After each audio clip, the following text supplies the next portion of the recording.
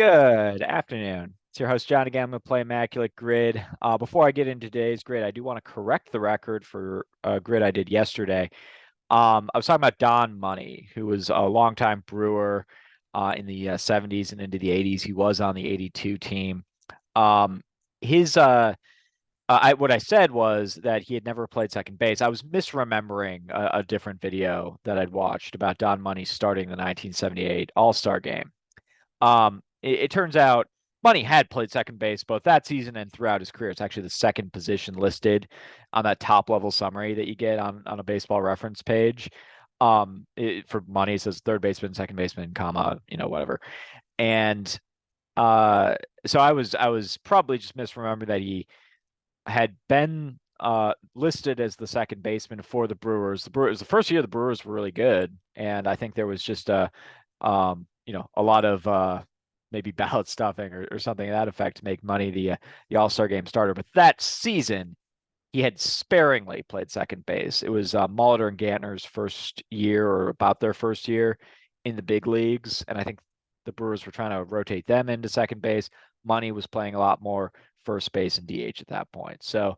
Um, so I had that wrong. He had played second base a lot throughout his career and a little bit in that season, just not nearly as much as some people who like your Frank Whites and your Lou Whitakers, Bobby Grich, Willie Randolph.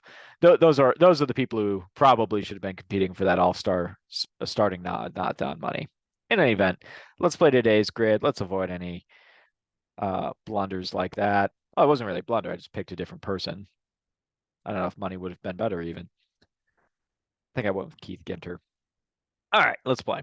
Let's see. That was grid number 33, which I played yesterday. So we do that. Bam. And start the clock. Yep, there we go. Start the clock. I wasn't really looking though. All right, let's see here. Davey Lopes, former Brewer manager, will work there. Jason Kendall, former Brewer catcher, works here. All right. Cy Young Award. Let's go Barry Zito. That seems pretty obvious. Let's see. Koufax, that'll do for sub 3 ERA. Maddox definitely did that with the Cubs. And why am I picking Garrett Cole? See, that was a mistake. I should have just gone with Randy Johnson or almost anyone else with an easier name. I don't know why I struggle with that one. All right, now we're looking for no hitters. Time is running down, and Randy Johnson would have worked there. All right, Felix Hernandez threw a perfect game, so that works there. Carlos Zambrano threw a no-hitter at Miller Park, but against the Houston Astros. That was in 2008. And I burned Koufax over there. Should have looked at the whole thing. Already at a minute 15.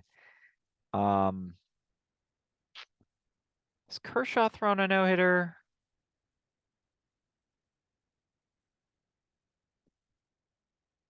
This is going to be a tough one to get a low score on. Throwing a no-hitter.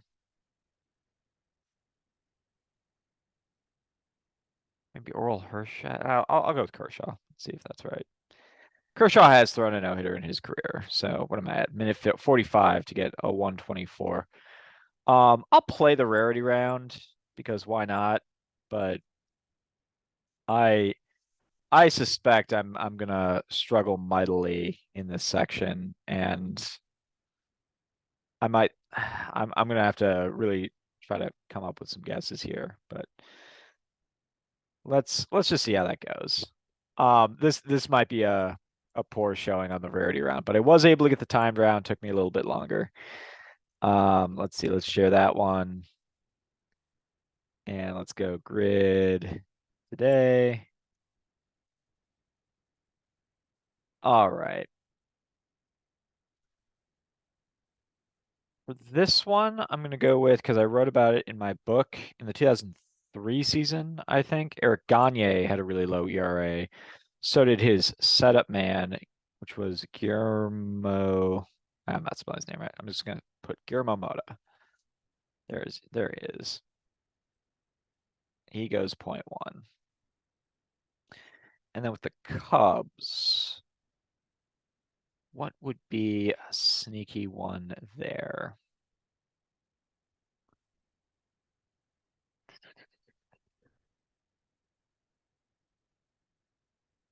Um, about Larry Jackson. The 60s had a really good season. Oops.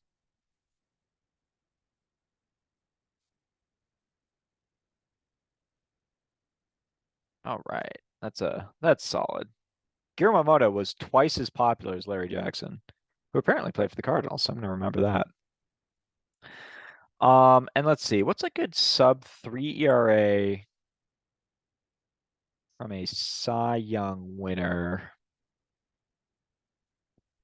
that might fly, or it doesn't even have to be the same year. Um, well, typically these things are.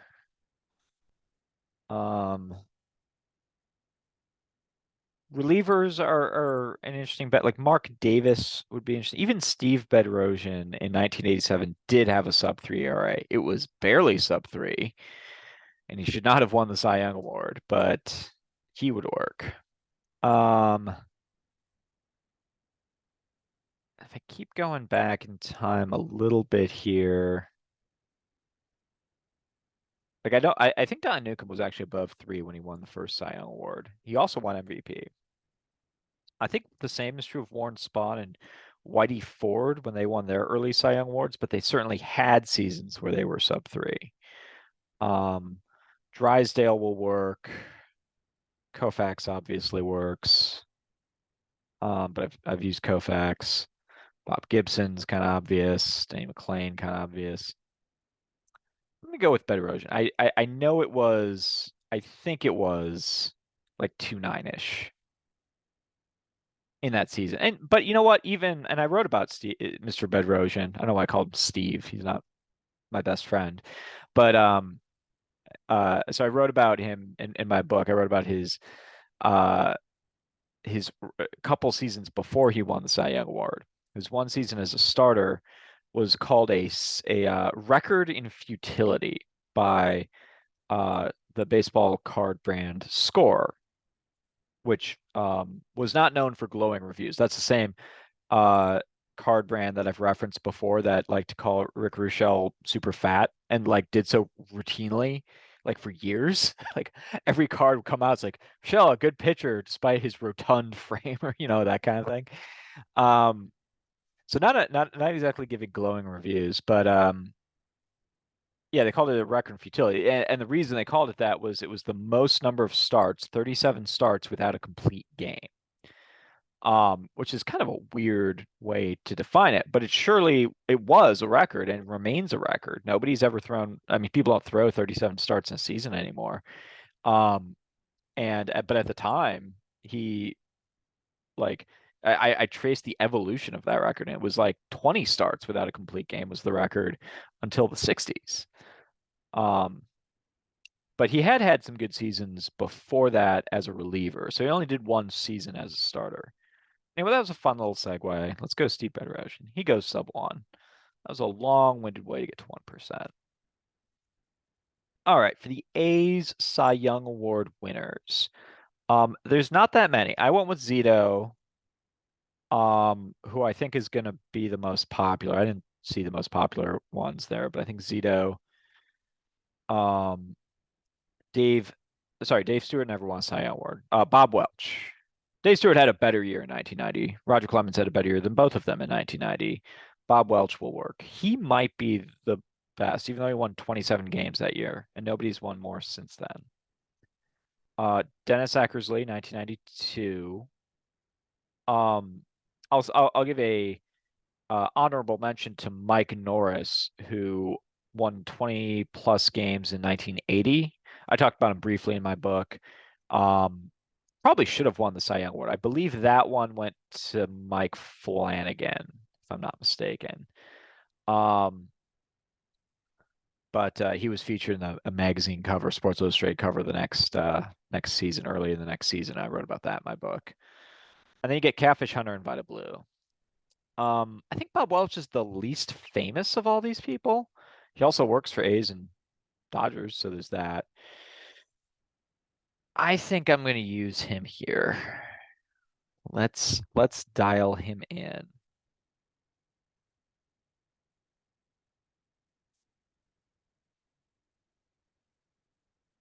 Okay, 9%. I think there's only the 5 or 6 choices that I just listed though, so I'll take it. Let's see, A's and Cubs. I want Kendall, who was sub 1%. That might be a tough one to beat in terms of getting a lower rarity score. Jimmy Fox works. I believe Don Larson works. I'm pretty sure about that. Let's try him out. Don Larson, I know played for the Cubs, and I believe he was one of those guys the Yankees, picked up from the Kansas City A's for pennies on the dollar. I think I've got that right. Yes, and he goes sub 1. Massively sub 1. And then for the A's and Dodgers, so this one is weirdly tricky for me, because I know I've struggled with this before. Davey Lopes is a higher percentage than I would have expected. Bob Welch would have worked as well. Don Sutton works, but I mean he was a long time Dodger. I don't think Andre Ethier ever played any games for the A's, but he was from the A's farm system. I think he was their minor league player of the year one year, but never was actually on the big league club with the A's. Pretty sure on that. Ricky Henderson works, but don't go with Ricky Henderson ever. He's and certainly don't go with him with the A's. He's not going to be a low rarity score. Definitely play him if you're doing like a as fast as you can go type game, but he's not he's never rare. Um Other than that, any other players that the Yankees acquired and then shipped out? Oh, I got one. Well, I don't know if he ever threw a no-hitter, but my guy Jack Quinn, I've been using a little bit more. 200 game winner. He hits both teams. Looks like Frank Sinatra in that picture. All right, so I got some decent low rarities on these ones. 9% for Bob Welch was I think about as good as I was gonna do. And so now the first of all, let me just verify. Um, let's see, individuals and can be combined with a combined no hitter. Um, Paired with a team, it must have been with that team. Okay, cool. Um, hmm. So let's see. Cy Young winners with no hitters. Greg Maggs never threw a no hitter. Roger Clemens never threw a no hitter. Nolan Ryan threw a bunch of no hitters, but never won a Cy Young. So there's some very obvious ones. Corbin Burns will work because he threw most of a no hitter. What are some other famous pitchers to throw no hitters or partial no hitters? Seems like the Dodgers have had a partial no hitter or two, or like a combined no hitter or two in the last couple of years. Didn't they have? No, it was the Astros that had one in the World Series. Um, it's just not the same though. It's just not the same. I don't know about Glavin. I don't know about Smoltz. I don't think Pedro ever threw what is technically considered a no hitter. I know he threw like a 9 inning perfect game, but then lost it in the 10th inning, and I don't think that counts technically. All right, let's go with Corbin Burns will work. I don't think that's gonna be particularly rare. Um,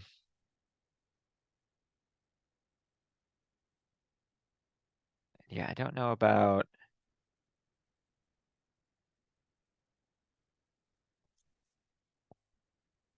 like a Jim Palmer, a Tom Seaver, Don Drysdale. I might burn a guess on Don Drysdale for the Dodgers though. Yeah, I just don't know no hitters that well, so let's see how Corbin does. It wasn't a traditional no hitter, so let's see if that Okay, so it goes sub 1%, which I probably benefited from. Um, Miss you, Corbin. He's now an Oriole. I think I will try my hand at a Don Drysdale no hitter. It would just seem weird for him to not have one, you know? He seems like the kind of guy who would. He did not. Oh well. Well, let's give it a shot. I'm just gonna give it a shot on a Cubs pitcher.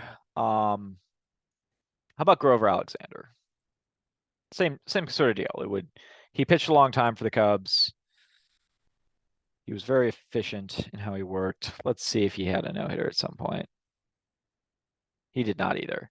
All right, so taking it on the chin for this one. I don't know no-hitters that well.